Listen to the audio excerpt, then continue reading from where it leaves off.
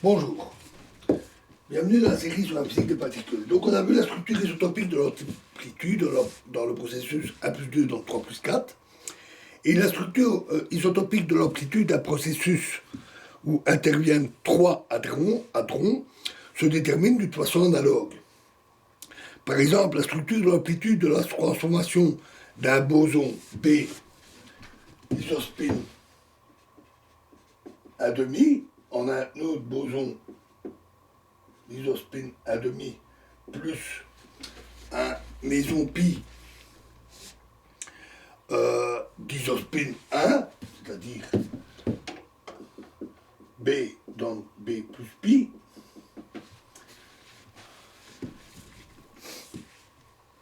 se met sous la forme MI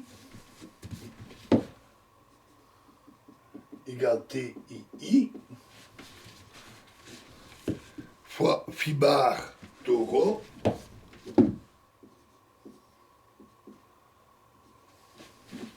fois phi oméga bar rho.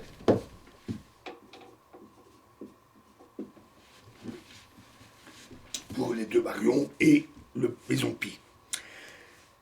Si l'on tient compte des propriétés de spin et des propriétés isotopiques, l'amplitude du processus N, un nucléon dans nucléon PS, plus pi, donc de quantité de mouvement d'impulsion Q, devient alors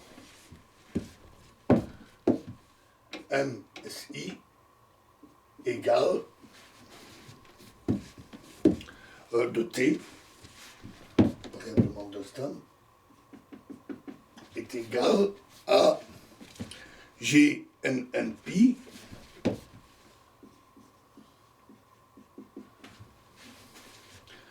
fois phi bar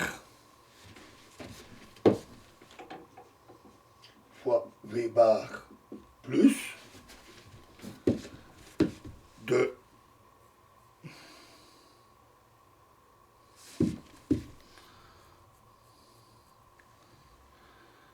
P2 PS, je vais mettre S, fois gamma S tau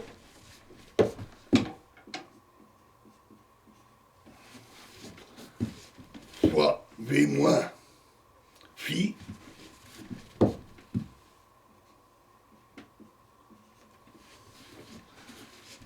fois oméga bar rho phi bar astérisque de Q2 S. Alors, la forme obtenue de l'amplitude isotopique est commode pour être utilisée dans les calculs. Cependant, les amplitudes considérées ne correspondent pas au processus physique à charge électrique déterminée des particules. Or, dans les expériences, on s'intéresse justement aux processus de cette sorte.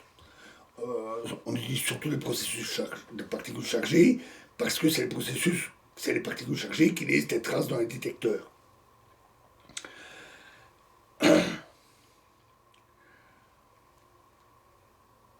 Le problème se pose donc d'exprimer l'amplitude du processus à charge déterminée des particules par l'intermédiaire des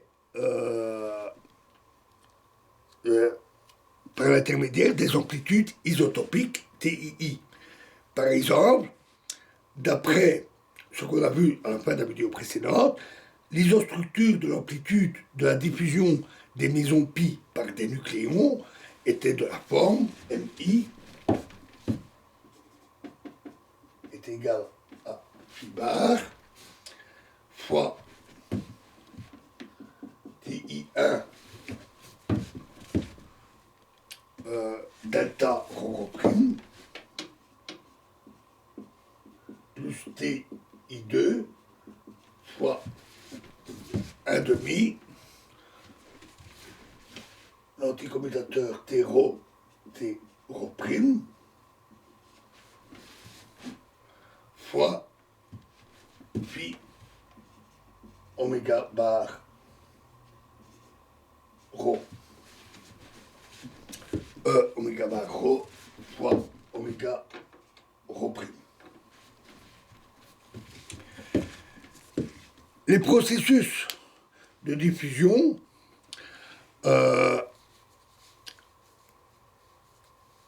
entre des maisons par des nucléons sont les suivants. On a pi moins plus P donne pi moins plus P, pi plus P donne pi plus P, et pi moins plus P donne un pi 0 plus un neutron.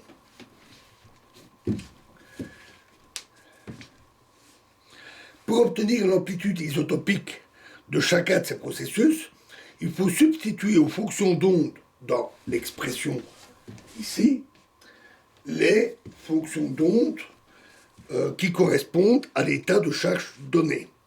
Par exemple, pour le premier processus, pi moins plus proton donne pi moins plus proton. Alors, dans ce cas, on aura phi est égal à 1, 0, phi bar égale 1, 0, oméga moins rho est égal à 1 sous racine de 2, 1 sous racine de 2, 0, oméga bar moins rho égale 1 sous racine de 2, 1 sous racine de 2, 0. Et en portant ces fonctions dans l'expression, et en tenant compte des matrices tau, on obtient que pi moins P TII pi moins P est égal à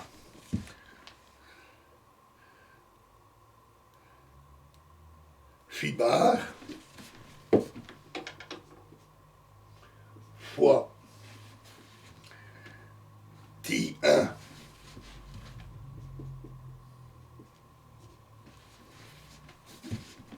donc on peut rentrer dans l'expression oméga moins rho prime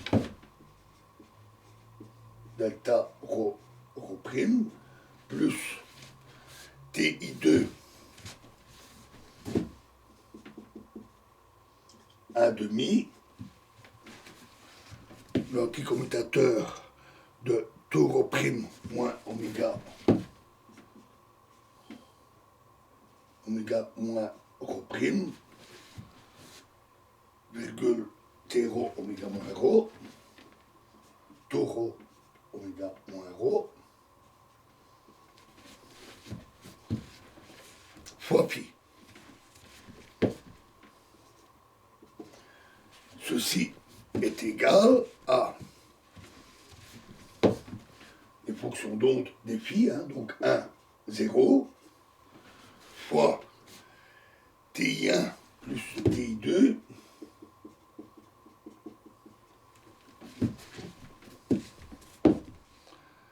fois 1 demi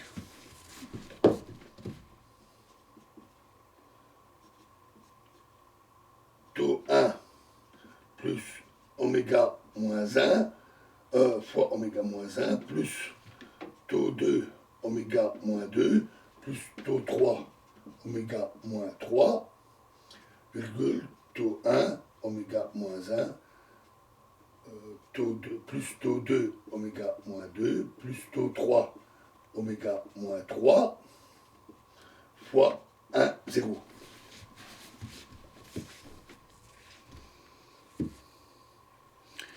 Ceci est égal à 1, 0 fois TI1 plus TI2 fois 1 demi tau sur racine de 2, plus taux 2, 1 sur racine de 2,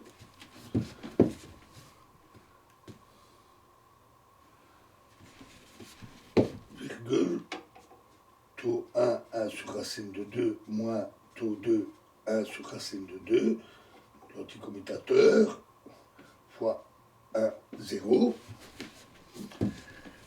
et ceci est égal à tout simplement TI1 plus TI2. Et par là même, on a réussi à exprimer l'amplitude d'un processus physique concret à l'aide des amplitudes isotopiques TII. Alors, d'une façon analogue, on trouve pour les autres processus, donc pour pi plus P, TII, pi plus P est égal à TI1 moins TI2 et pi moins P, pi 0 n TII, pi moins P, c'est moins racine de 2 TI2. Donc, des relations finales assez simples. Alors, l'état d'un système peut être décrit non seulement par la charge électrique, mais aussi par l'isospin totale. Il s'ensuit donc que l'amplitude d'un même processus peut s'écrire sous une forme différente. Établissons quelle est la relation entre les fonctions scalaires de ces différentes formes de l'amplitude. Et ça, c'est ce que nous verrons dans la prochaine vidéo. Je vous remercie.